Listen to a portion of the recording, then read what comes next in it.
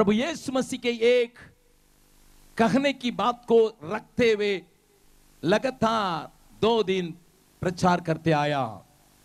आज उसके तीसरी बात को मैं आपके सामने रखने के लिए चाहता हूं। हमारा भाई पढ़ेंगे यूहन्ना रचित सुसमाचार उसका 14 अध्याय 6 पद को फिर से पढ़ेंगे। यीशु ने उनसे कहा, मार्ग और सत्य जीवन मैं ही हूँ, जीवन मैं ही हूँ। बिना मेरे द्वारा कोई पिता के पास, कोई भी परमेश्वर के पास नहीं पहुंच सकता। पहले दिन मैंने आपके सामने इस बात को रखने के लिए कोशिश किया। हम परमेश्वर की मार्ग को छोड़ के अपने अपने राहों पर चलने के वजह से हमारे जीवन में परेशानी, कई प्रकार की बातें चली आई और प्रभु हमें अपने मार्ग में ले आने के लिए खुद मनुष्य बन के आके अपने को मार्ग के रूप में दर्शाया, जिसकी मृत्यु के चलते आपको और हमको एक नया मार्ग मिलता करके मैंने कहा था। कल मैंने आपके सामने एक और बात को रखा था।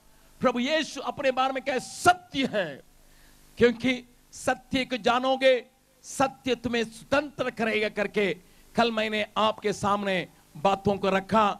लगभग सब कोई अपना हृदय को सच्चाई को पकड़ने के लिए अपनाए हैं। प्रभु के नाम की स्तुति प्रशंसा होवे। आज प्रभु यीशु मसीह का कहना, मैं जीवन हूं। क्या भैया, यीशु मसीह ही जीवन है? अन्य लोगों के पास जीवन नहीं है क्या? इस प्रकार आपके दिल और दिमाग में कई प्रश्न हो सकता है।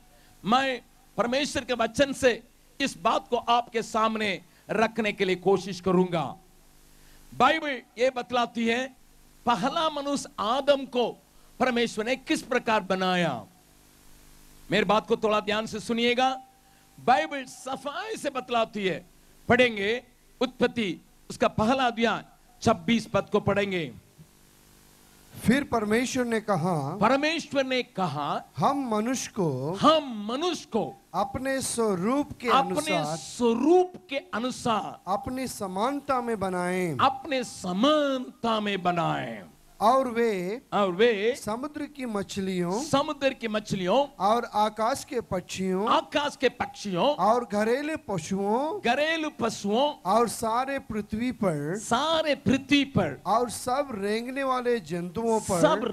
वाले जंतु पर जो पृथ्वी पर रेंगते हैं अधिकार रखें। बाइबल की पहले पृष्ठ में, पहले पन्ना में परमेश्वर के महान रचना और विचार प्रकट है। आपको और हमको बनाने के बारे में परमेश्वर ने क्या विचार किया। परमेश्वर ने मनुष्य को अपने ही रूप में, अपने ही समानता में बनाया ताकि सारे जीव जंतु के ऊपर हम अधिकार रख सकें। परंतु मनुष्य परमेश्वर के विरोध में काम करने के वजह से उसके अंदर एक मृत्यु चले आई। भाई थोड़ा ध्यान से सुनिएगा।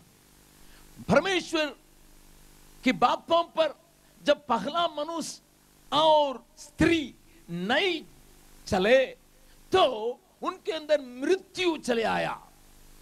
आप पूछेंगे कहीं भैया हम लोग तो जिंदे हैं, बोलते हैं, खाते हैं, पीते हैं, नाचते हैं, क्या क्या तो बना देते हैं, बिजली उत्पादन कर देते हैं, रॉकेट उड़ा देते हैं। आप कहते हैं हम लोगों के पास जीवन नहीं है। मैं आपको बतलाने के लिए चाहता हूं, मृत्यु का मतलब जुदाई, अलग होना। क्यों आप कहेंगे? परमेश्वर ने मनुष्य को जब अपने समानता में बनाया, उसमें 3 बातें पाई जाती है। एक शरीर है, एक जीवन है, एक आत्मा है। थोड़ा मेहरबानी से इस बात को समझ लीजिएगा। मैं इन सारी बातों को बाइबल में से ही बोलता हूं, सारी बातों को वचन के साथ बोलने के लिए समय नहीं है। परमेश्वर मनुष्य को मिट्टी से बना के उसे एक शरीर दिया ताकि इस पृथ्वी के साथ हम संबंध रख सकें। उसके अंदर जीवन को दिया जो असली व्यक्ति है। फिर परमेश्वर ने उसके अंदर आत्मा को रखा, क्योंकि परमेश्वर आत्मा है, उसके साथ वो संबंध रख सकें। जिस दिन परमेश्वर ने मनुष्य को बना के एक बगीचा में रखा था, उसने कहा था मेरी बातों को तुम माने रहोगे, मेरा संबंध तेरे संग बने रहेगा, मेरी खुशी तुम्हें मिलती रहेगी, मेरी शांति तुम्हें मिलती रहेगी, मेरा आनंद तुम्हें होते रहेगा, तुम कुशल रहोगे। परंतु मनुष्य परमेश्वर की आज्ञाओं को उल्लंघन किया, तोड़ डाला, इसलिए परमेश्वर और मनुष्य के बीच में एक अलगदाई, जुदाई हुई। आत्मिक तौर से मनुष्य मर गया। जरूर उसके अंदर शरीर था, जरूर उसके अंदर बोलने की ताकत, जीवन था, परंतु जो अनंत जीवन जो आत्मा में होना है उसको मनुष्य खो बैठा। इसलिए मेरा बाइबल बतलाती है, पढ़िएगा एफिसियों की पत्री उसका 2 अध्याय 1 और 2 पद को पढ़ेंगे। उसने तुम्हें भी जिलाया, उसने तुम्हें भी जिलाया, जो अपने अपराधों और पापों के कारण मरे हुए थे, जिनमें तुम पहले इस संसार की रीति पर और आकाश के अधिकार के हाकिम अर्थात शैतान, अर्थात उस आत्मा के अनुसार चलते थे, शैतान के आत्मा के अनुसार चलते थे, जो अभी भी आज्ञा न मानने वालों में, अभी भी आज्ञा नहीं मानने वालों के बीच में कार्य करता है। सुनिएगा ध्यान से भाई, अब अमेरिका जाएं, इंग्लैंड जाएं, चीन जाएं, श्रीलंका जाएं, पाकिस्तान जाएं, हिंदुस्तान जाएं, दुनिया के कोई भी देश में जाएं, अब इस बात को देखेंगे, भले हम भाषा से, भले हम अपना रंग रूप से दूसरे से भिन्न हैं, परंतु सारे संसार के मनुष्य के अंदर इस बात को आप पाएंगे। मनुष्य परमेश्वर से अलग होने की वजह से परमेश्वर की भावना उसके अंदर नहीं, मृत्यु उसके अंदर आया है। अधर्म के कारण, पाप के कारण उसके अंदर एक मृत्यु काम किया, इसलिए आत्मा का संबंध जो है टूट गया, जुदाई हो गया। बात को थोड़ा ध्यान से सुनिएगा। जरूर परमेश्वर ने हमें खाने के लिए ताकत दिया, बोलने के लिए समझ दिया, चलने के लिए, काम करने के लिए सब कुछ का, वो जीवन को निकाला नहीं। जीवन भी 80 साल या 90 साल, ज्यादा से ज्यादा 100 साल चल सकता है। उसके बाद ये मिट्टी से आया हुआ ये शरीर मिट्टी में मिल जाना है। फिर बच जाता हमारा प्राण, हमारा जीवन, वही बच जाता जो असली मनुष्य है, जिसका कभी मृत्यु है ही नहीं, किसी का मृत्यु है ही नहीं। ध्यान से सुनिए, आप कई ग्रंथों में गलत पाते होंगे।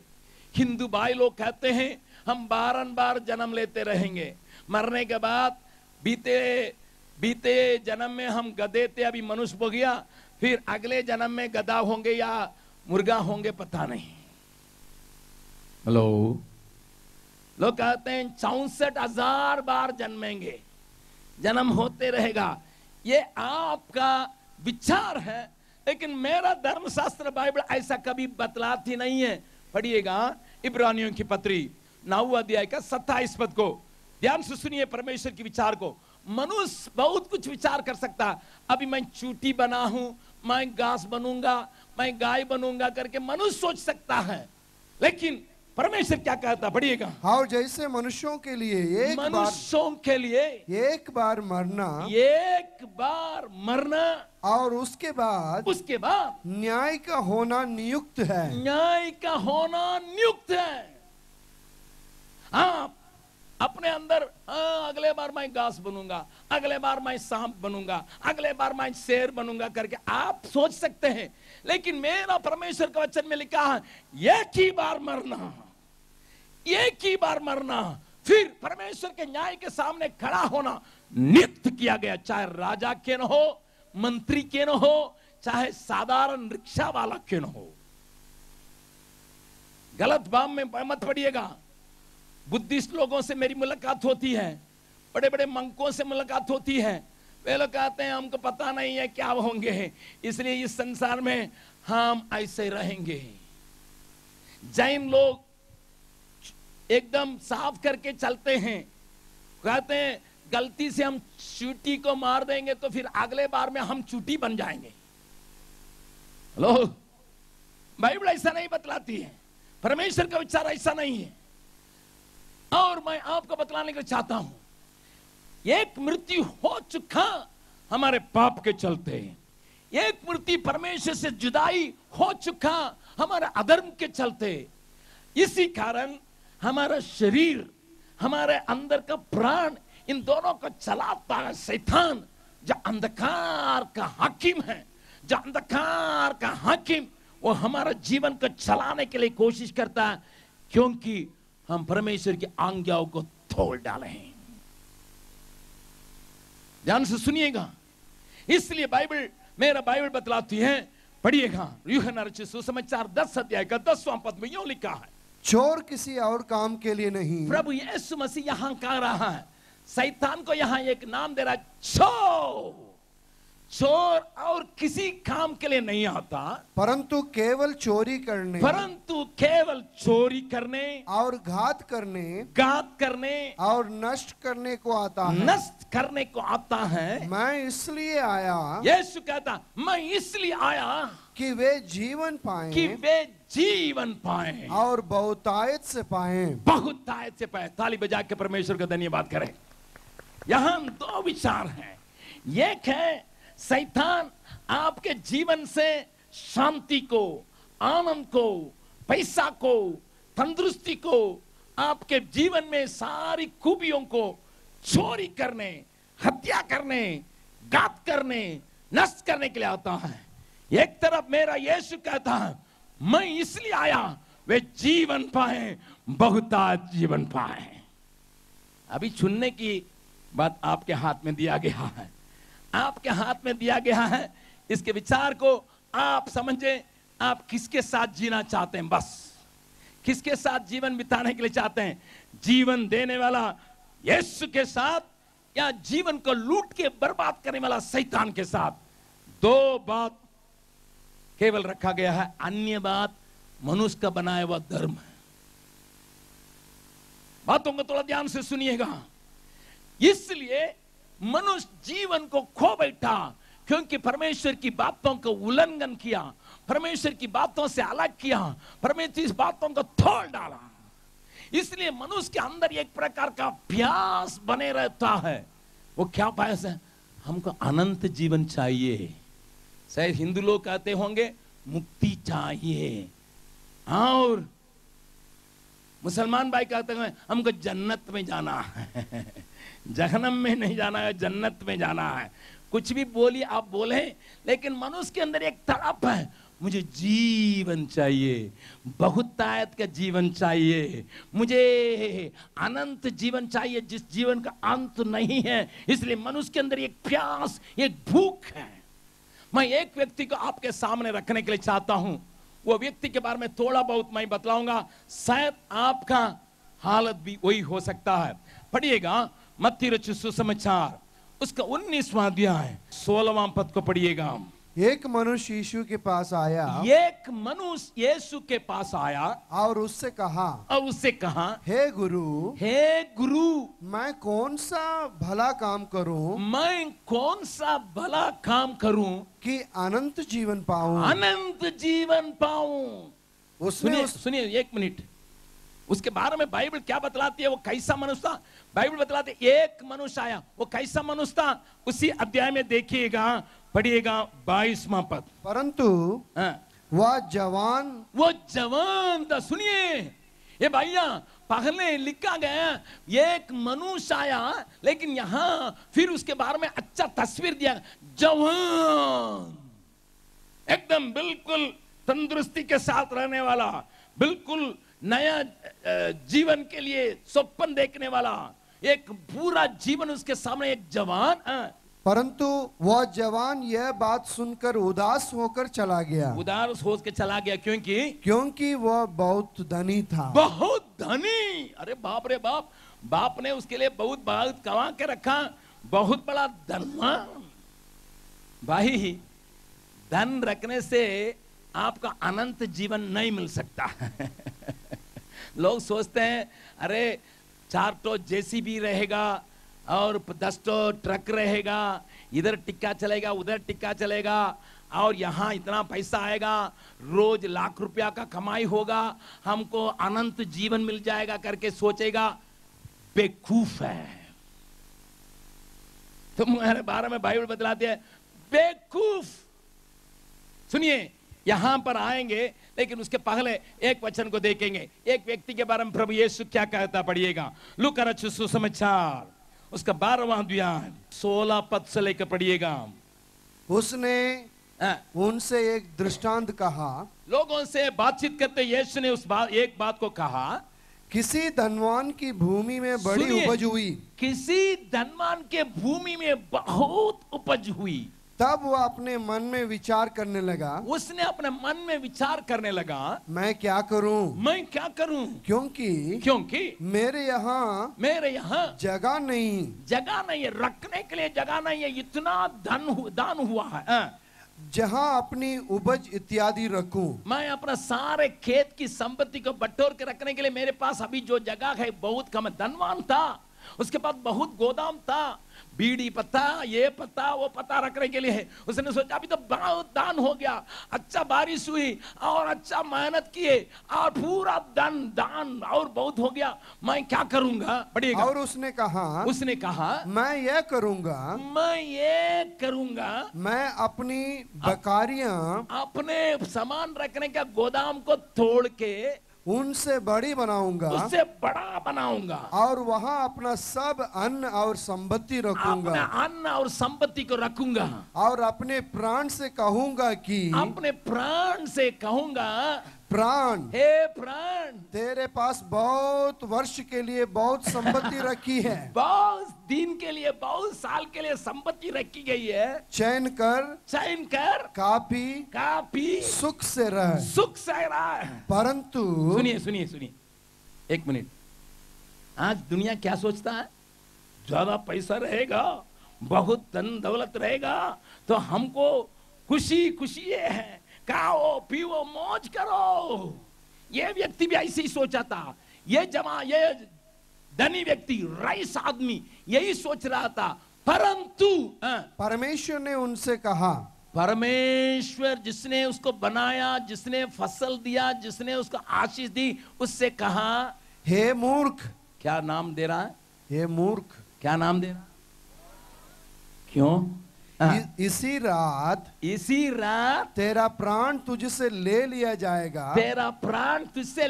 जाएगा, तब जो कुछ तूने इकट्ठा किया है, वह किसका होगा? बगल वाला क्या पूछिएगा, क्या ले जाएंगे आप? कुछ नहीं। मैं जब छोटा था, दूसरा क्लास में, मैंने एक कहानी को पढ़ा, वो शायद आपके किताब में भी होगा। मैं जब छोटा था, जब इसका मतलब 60 साल के पहले की बात मैं कह रहा हूँ, 60 साल के पहले मैंने जो कहानी पढ़ा था मुझे याद है।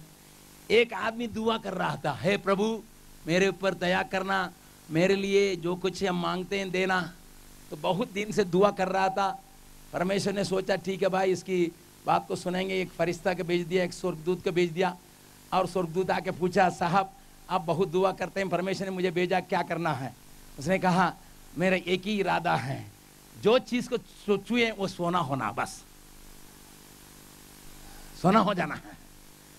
तो वो स्वर्गदूत ने पूछा, थोड़ा ध्यान से पूछ के, थोड़ा सोच के बतलाओ भाई। हाँ, हम बहुत दिन से सोचे हैं, जिस चीज को छुएंगे सब सोना होना। ठीक है, तुम्हारा मुंह मांगा वरदान दिया गया है। तो उसने देखा, टेबल को छुआ, वो सोना हो गया। जाके बगीचा में पौधा को छुआ, फूल को छुआ, एकदम सोना हो गया। बहुत दौड़ के सब कुछ के छू रहा, सब सोना होते जा रहा। वो बहुत खुश हो गया, मेरा परमेश्वर कितना अच्छा है, मुझे इतना अच्छा वरदान दे दिया। दौड़ते पसीना छूट गया, प्यासा हो गया।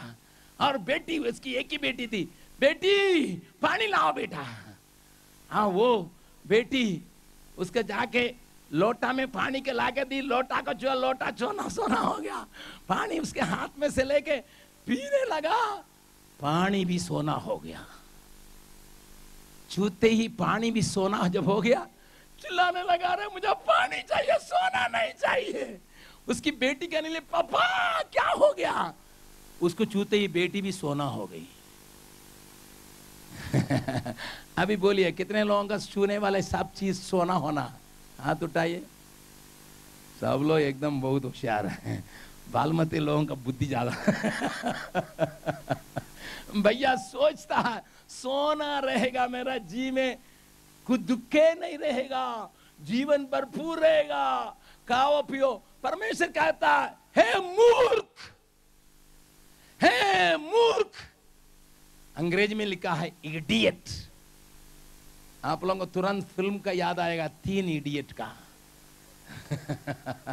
3 इडियट नहीं है, 7 करोड़ इडियट है। 700 करोड़ इडियट है। 120 करोड़ इडियट हिंदुस्तान में पाया जाता, 3 नहीं। Hello hello. क्योंकि सोचता है धन रहेगा, दौलत रहेगा, खाओ पीओ मौज करो, कौन हमको कल देखेगा।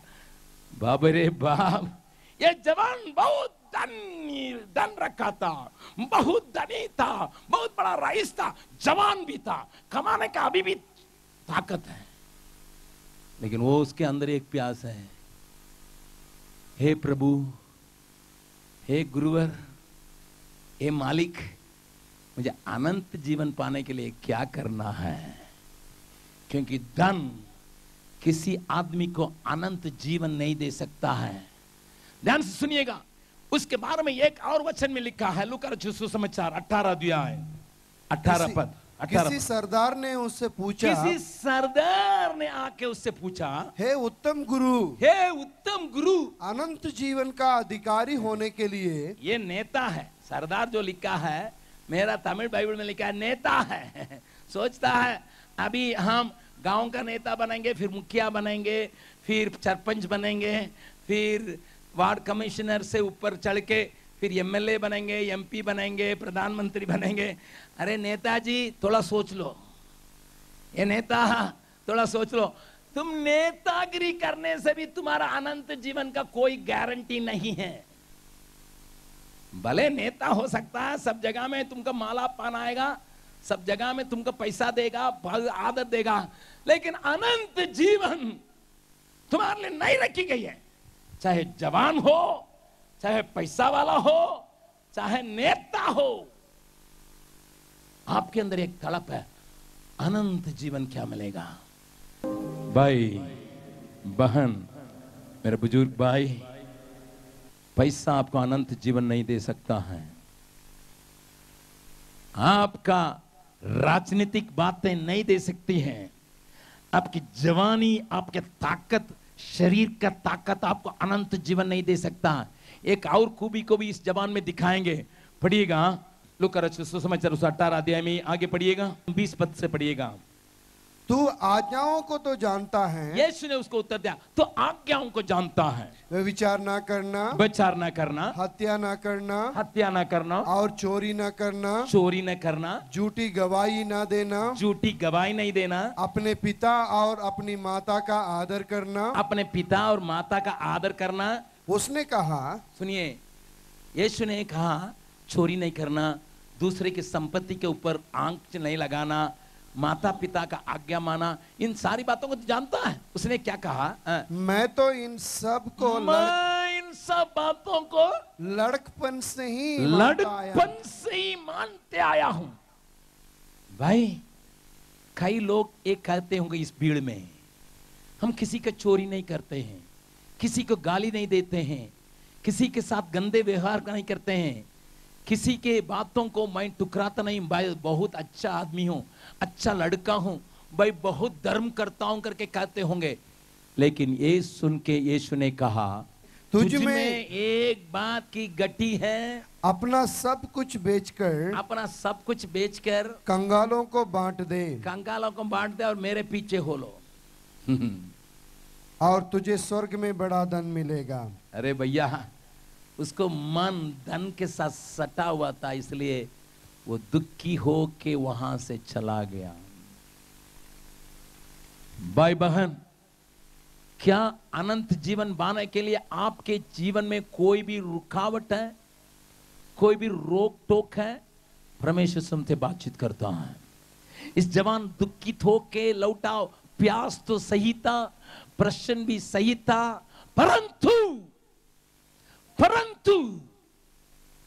अनंत जीवन पाने के लिए जो लालच रखता था उसको नहीं प्राप्त है।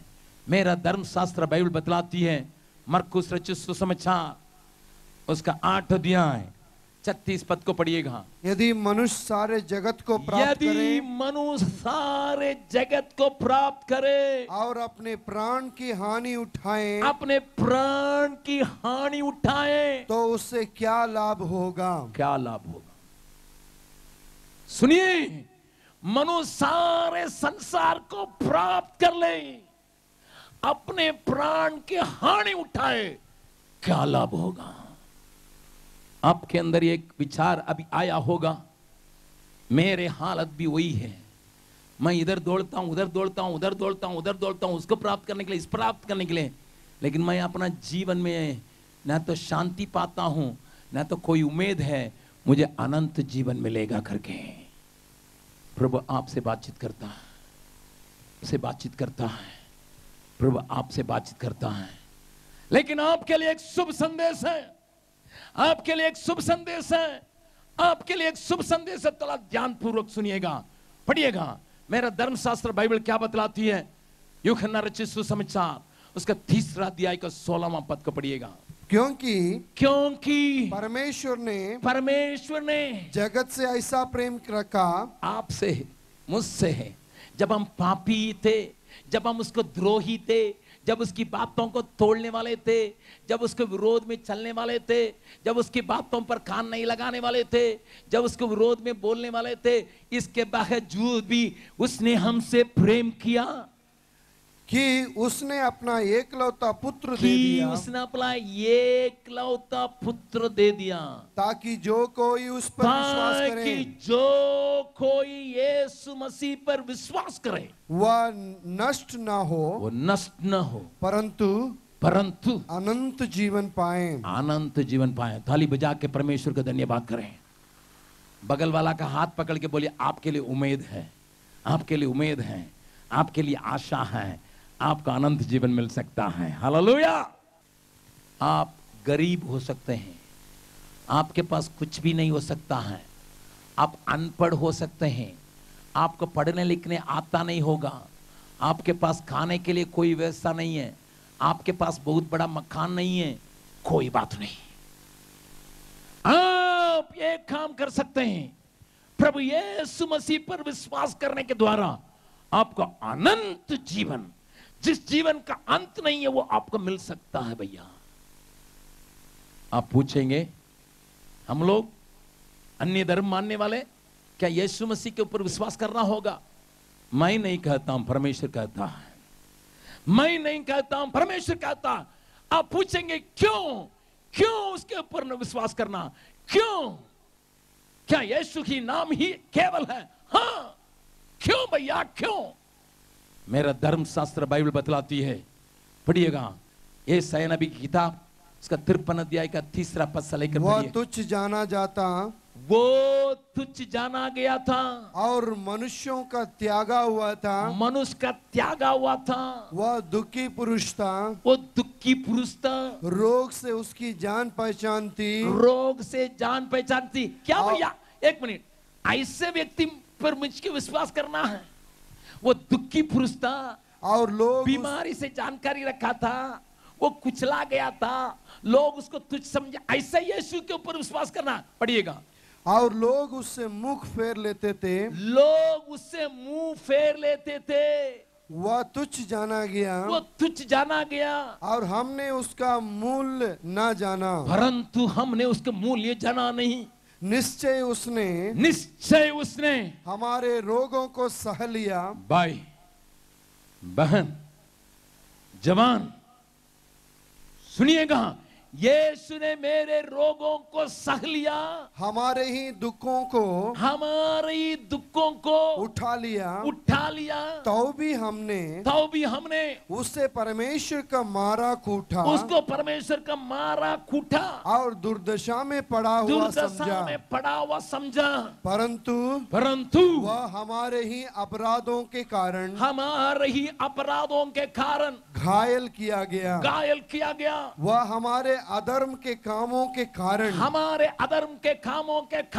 कुचलाया गया, हमारे ही शांति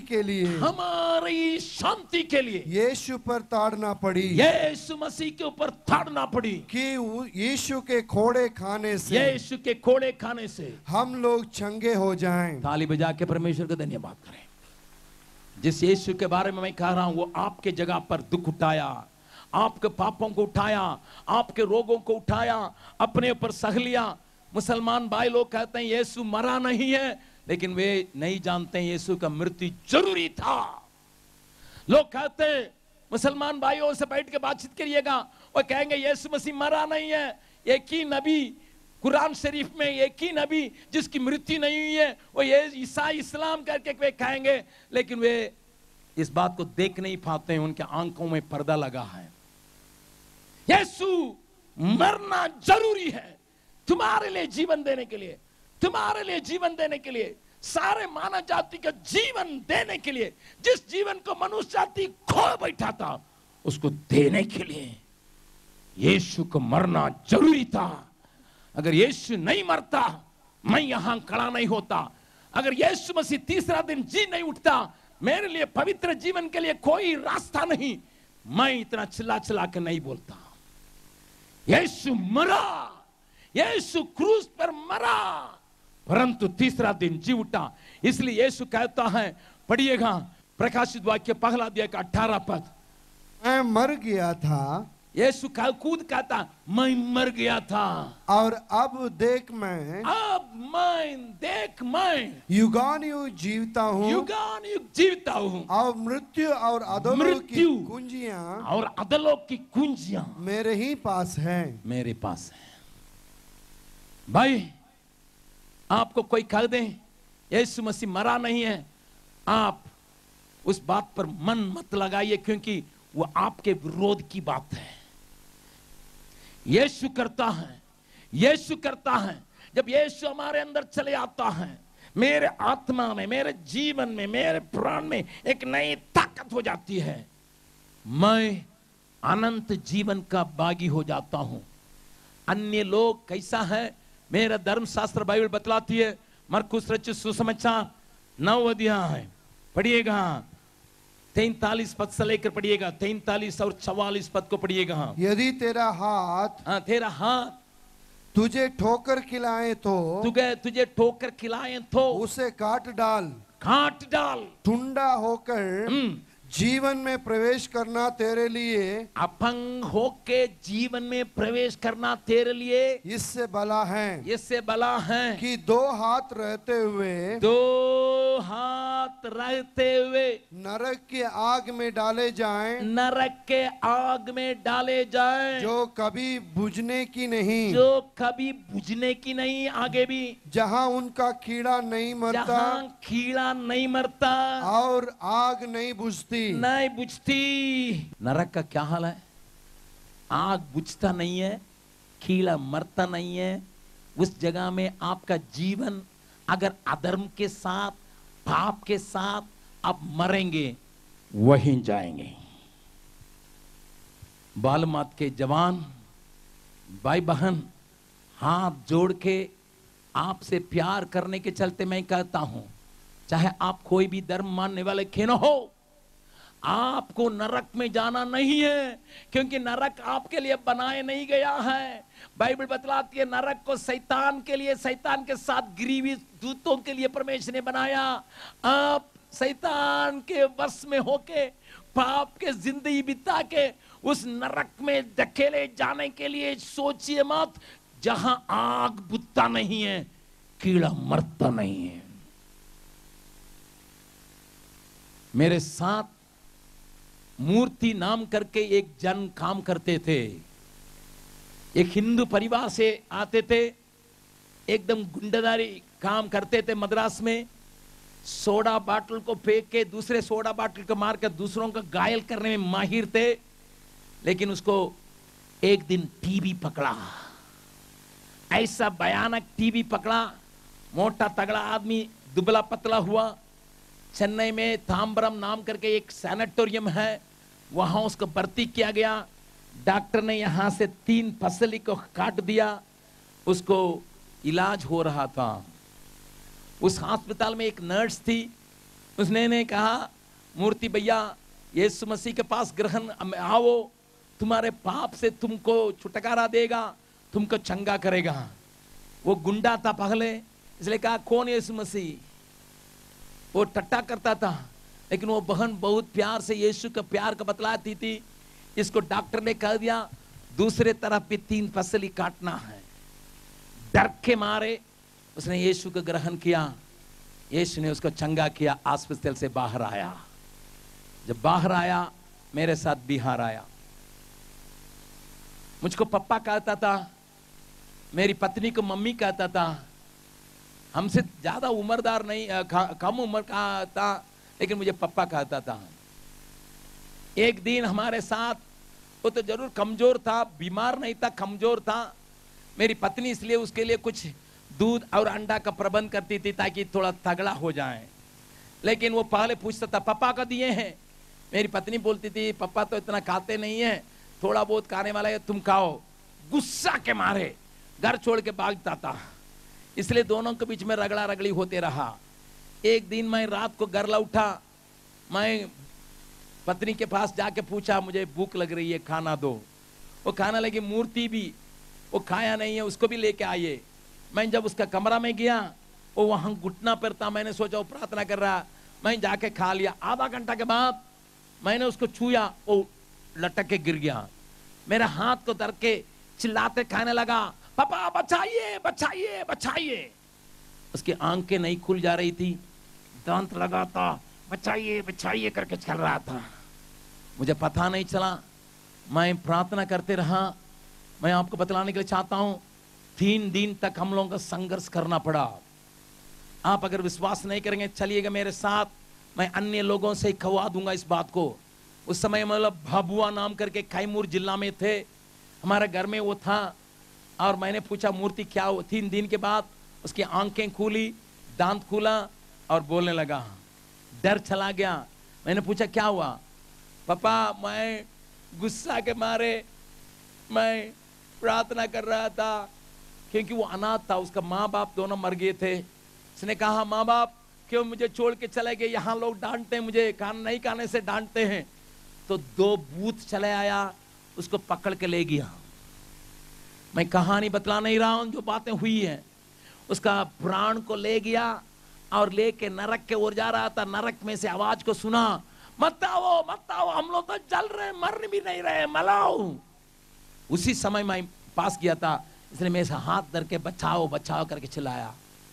जब वो होश में आया उसने कहा वो भूत नहीं, वो माँ बाप का आत्मा नहीं, भूत माँ बाप का वेश में आके इसको ले जाके नरक कुंड के ओर ले जा रहा था।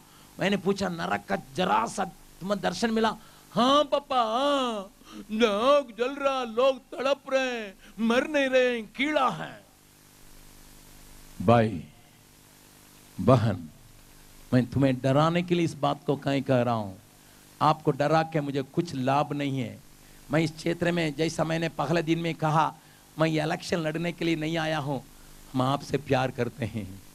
आपके आत्मा को, आपके प्राण को नरक में जाना नहीं है, उस दुख भरी वो कुंड में, आग के कुंड में जाना नहीं है। उससे बचने के लिए क्या करना है करके आप पूछेंगे। मैं आपसे कहूंगा एक पुस्तक है, एक पुस्तक है। उस पुस्तक का नाम जीवन की पुस्तक, जीवन की किताब बाइबल बतलाती है। पढ़िएगा प्रकाशित वाक्य उसका 20वां अध्याय उसका 11 पद से लेकर पढ़िएगा। फिर मैंने एक बड़ा श्वेत सिंहासन, एक श्वेत सिंहासन और उसको जो उस पर बैठा हुआ देखा, उसके बैठा हुआ को देखा। उसके सामने से पृथ्वी और आकाश भाग गए, उसके सामने से पृथ्वी और आकाश भाग गए और उनके लिए जगह मिली। उनको जगह नहीं मिली। ठीक से पढ़िएगा। फिर मैंने फिर मैंने छोटे बड़े सब मरे हुओं को सिंहासन के सामने। सुनिए, अब कोई भी धर्म मानने वाला कौन हो, कोई भी परिवार के क्यों हो, कितना पैसा वाला क्यों हो, गरीब क्यों हो, अनपढ़ क्यों हो, आदिवासी क्यों हो, अन्य जाति क्यों हो, ध्यान से सुनो। छोटे बड़े सिंहासन के सामने खड़े हुए देखा और पुस्तकें खोली गई और फिर एक और पुस्तक खोली गई अर्थात जीवन की पुस्तक। और जैसे उन पुस्तकों में लिखा हुआ था वैसे ही उनके कामों के अनुसार मरे हुओं का न्याय किया गया।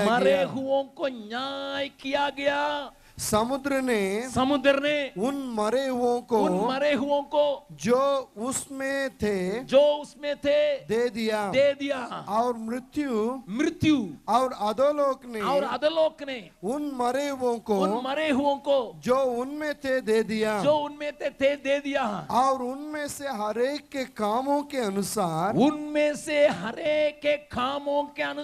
उनका न्याय किया गया। मृत्यु और अधोलोक आग की झील में डाले गए। यह आग की झील दूसरी मृत्यु है। भैया सुनिए, बहन कान खोल के सुनिए, पहले बार सब कोई मरेंगे, चाहे राजा हो या प्रजा हो, गरीब हो अमीर हो, पढ़े लिखे हो अनपढ़ हो, कितना बड़ा पैसा रखने वाला भी एक दिन तो जरूर मरेगा। ये पहला मृत्यु है, लेकिन ये अंत नहीं है। मेरा धर्म शास्त्र बाइबल बतलाती है एक दूसरी मृत्यु है। उस टाइम न्याय के सिंहासन के सामने आपके सारे काम जो पुस्तक में अभी लिखी गई है, जिस बात को आपने बोला, जिस बात को आपने सोचा, जिस काम को आपने किया, सारी बातें लिखी है, वो किताबें खुली जाएंगी। उसके अनुसार आप आग के कुंड में जाने के लिए तैयार किए जाएंगे। आगे पढ़िएगा। और जिस किसी का नाम, परंतु इस शुभ संदेश के सभा में आपके शुभ संदेश, परंतु जिस किसी का नाम जीवन की पुस्तक में लिखा हुआ ना मिला, वह आग की झील में डाला गया। इसलिए मैं विनती करता हूं, तुम्हारा नाम जीवन की पुस्तक जो परमेश्वर के पास है उसमें लिखने के लिए एक ही उपाय है, जो आपके लिए जीवन दिया, जो आपके लिए अपने जीवन को खो दिया फिर ले लिया, उस यीशु के पास आओ। आप पूछेंगे, भैया जीवन के पुस्तक में मेरा नाम लिखने के लिए मुझे कैसा होना है? मैं एक और वचन को पढ़ के सुना रहा हूं, जिसके लिए दूसरा मृत्यु, उसको थोड़ा ध्यानपूर्वक सुनिए। मैं नहीं कहता, मेरा परमेश्वर का वचन में लिखा है। प्रकाशित वाक्य 21 अध्याय का 8वां पद को पढ़िएगा। परंतु डरपोकों और अविश्वासियों और घिनौनों और हत्यारों और व्यभिचारियों और ठोना करने वालों और मूर्ति पूजकों और सब झूठों का भाग उस झील में मिलेगा जो आग और गंधक से जलती रहती है। यह दूसरी मृत्यु है। लेकिन स्वर्ग राज्य में कौन प्रवेश करेगा? 21 अध्याय का आखिरी पद को पढ़िएगा। परंतु उसमें कोई अपवित्र स्वर्ग में प्रवेश नहीं कर सकता है। घृणित काम करने वाला या झूठ का गढ़ने वाला किसी रीति से प्रवेश नहीं करेगा। पर केवल वे लोग जिनके नाम जिनके नाम मेमने के जीवन की पुस्तक में लिखे हैं। मेमना प्रभु यीशु मसीह के जीवन के पुस्तक में लिखे हैं। ताली बजा के परमेश्वर का धन्यवाद करो। आपके लिए मौका है, आपके लिए मौका है। जिस किसी का नाम प्रभु यीशु मसीह का जो जीवन की पुस्तक में नहीं लिखा पाता है, वो स्वर्ग में प्रवेश नहीं करेगा। आप कुछ भी कर लो, अगर आप इस बात को नहीं मान के मुझे उड़ा भी सकते हैं, मैं मरने के लिए तैयार हूं। मुझे डर नहीं है, क्योंकि मेरा धर्मशास्त्र बाइबल बतलाती है, डरपोक, मूर्ति पूजक, अंधेर करने वाला, फाड़ा करने वाला परमेश्वर के राज्य में नहीं, दूसरे मृत्यु आग और गंधक से भरे हुए झील में पड़ेंगे। कोई उम्मीद नहीं, कोई उम्मीद नहीं। झूठ के गढ़ने वाले नहीं जा सकते हैं। मेरी हार्दिक विनती यही है, आप उस अनंत काल जलने वाले आग में शामिल नहीं होना है। आप प्रभु को ग्रहण कीजिए, यीशु के पास आइए। इसलिए यीशु कहता, मैं जीवन हूं। आइए हम दोनों हाथों को उठा के प्रभु के हाथ में अपने को सौंपे।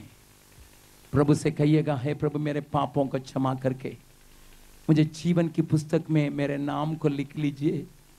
मैं नरक कुंड में नहीं जाना चाहता, मैं तेरे राज्य के संतान होके अनंत जीवन में भागीदार होने के लिए चाहता हूं। मैं पूरे संसार को प्राप्त नहीं कर के हे प्रभु अनंत जीवन को पा लेंगे, मैं धन्य हो जाऊंगा।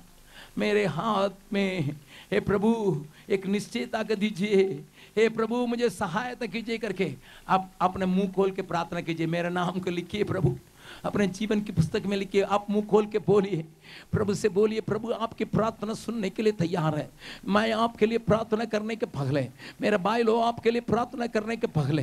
परमेश्वर आपके साथ बर्ताव करता है, परमेश्वर आपके साथ बर्ताव करता है। सब बोलिएगा, मुंह खोल के बोलिए, हे प्रभु मेरे नाम को जीवन के पुस्तक में लिखिए।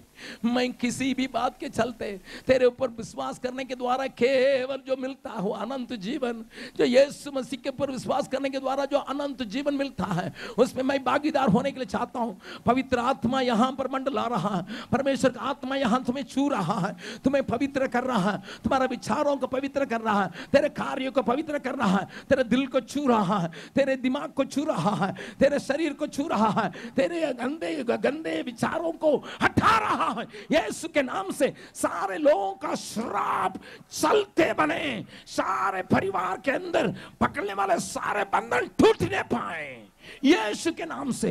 यीशु के नाम से इस इलाका को जकड़े हुए सारी बुराइयां, सारी हरकतें दूर किए जाएं।